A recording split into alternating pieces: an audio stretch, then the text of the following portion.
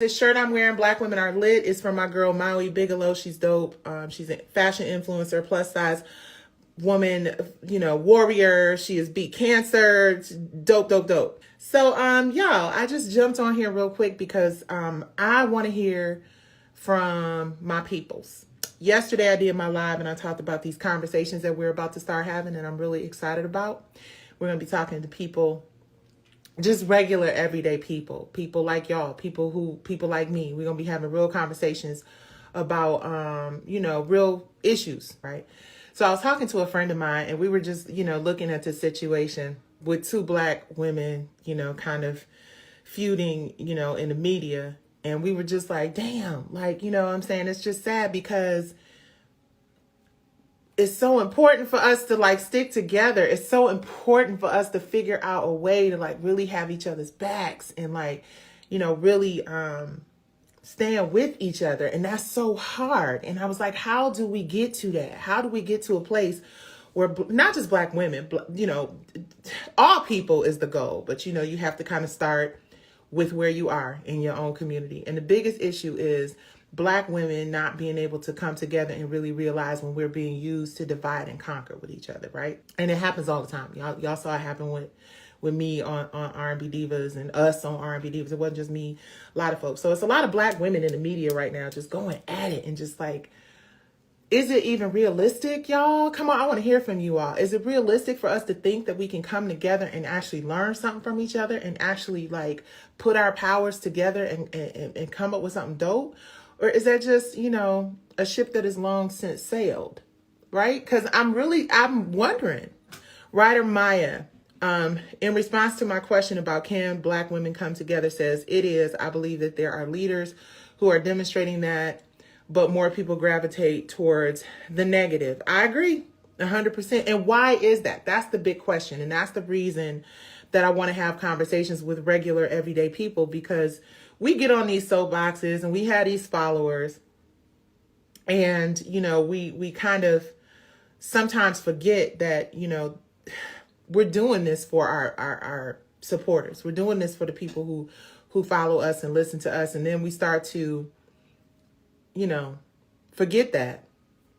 And then we start to do things that almost work against the very people who have made us who we are. You know what I'm saying? And I want to always be somebody who tries to figure out ways to speak the language, right? I've been in this business for almost 30 years. I've learned a lot in my career. Feel like I know a lot. But I literally just got off of an amazing call with some really smart business folks who broke some shit down to me that I just didn't understand and I didn't know. And I think we have to be open as influencers and as people who have followings and just all people in general, but especially those of us who have platforms. I think it's very important for us to learn how to better speak the language of real leadership, to better speak the language that the people that we want to positively impact and understand. And people can see through bullshit, which is the one thing I've learned. And I'm grateful for that because I've learned that lesson and I've adjusted. Not that I don't ever think I'm spewing BS to anybody, but sometimes we can say things that we understand and hear, but are not coming across to the public.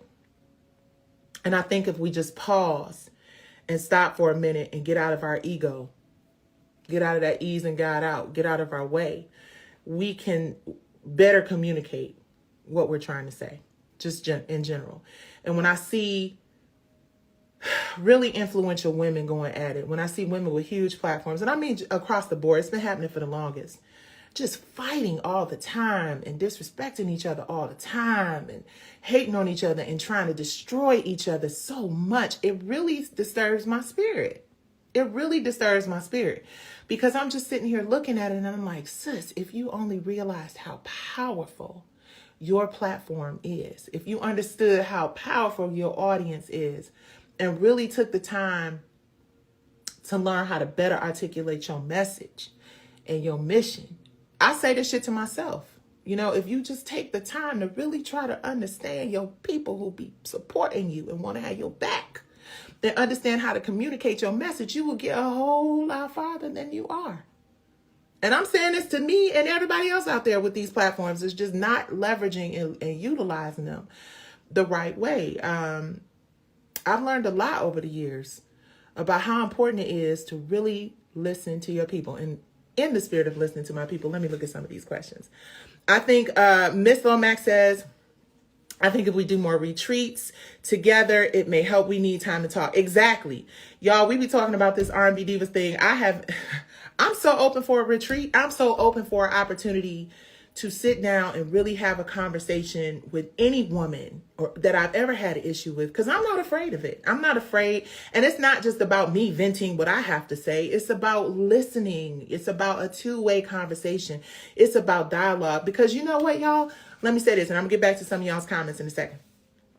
But have you ever been in a situation where like somebody just done got on your last nerves? You like this, right? But then when you two have an opportunity to really sit across from each other face to face and have a conversation and talk about it, you'd be like, well, damn, okay, well, I see. Okay, well, yeah, okay, well, I see how you... At the end of the day, a lot of times, all that we have to do is listen to each other. All we have to do is take the time out to really let the next person say what they got to say. Right? And listen to what they have to say. And then take the time after they have said, and listen, not waiting for the opportunity to respond. Listen, hoping to get a better understanding of it. Because when you think about it, nobody wants to be arguing with nobody all the time. Ain't nobody got time for that.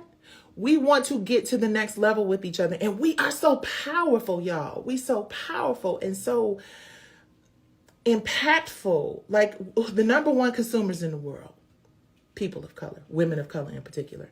The number one consumers of these apps and these filters we've been using and these hair care products. Why you gonna tell me my side wasn't right? The number one consumers of all these amazing things we see on TV, these amazing products, is women of color. We make so much. We make trillions and trillions of dollars for other people, but we cannot seem to just come together and be like, sis, I'm sorry.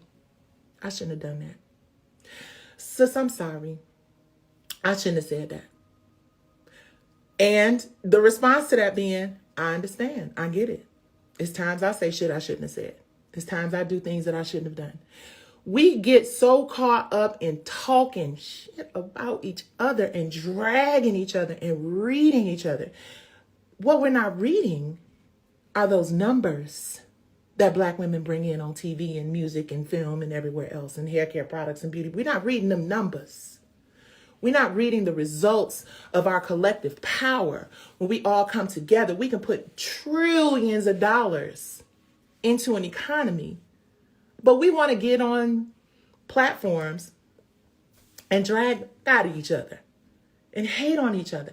Our kids deserve for us to take more care, better care of each other, because that is how we thrive. You want to read somebody, read the numbers that Black women raise and the numbers that Black women contribute into this economy. I know I'm tripping, but I'm serious. Read them numbers. Go read that comparison video against P-Valley too. Okay, let me see. It's realistic. It just appears that more attention is given to negativity. That's why I want to talk to y'all. That's why I want to have these conversations. Why do we care more about negativity? Why do we care more about negativity than we do positivity and lifting each other up? What does that say about us? Is it because we have this existing trauma that we've had for years and years that we just cannot seem to fucking get rid of? Why do we care? Or am I tripping? Because if it bleeds, it leads. Let me tell y'all something right now. And I'm not trying to really bring this up, but I'm going to bring this up because that whole situation with me looking out for Kelly Price, right? The whole situation got all of that attention because me and the brat had beef, or I didn't have no beef. It was articulated that I was clout chasing or whatever. But nobody thought about the missing women.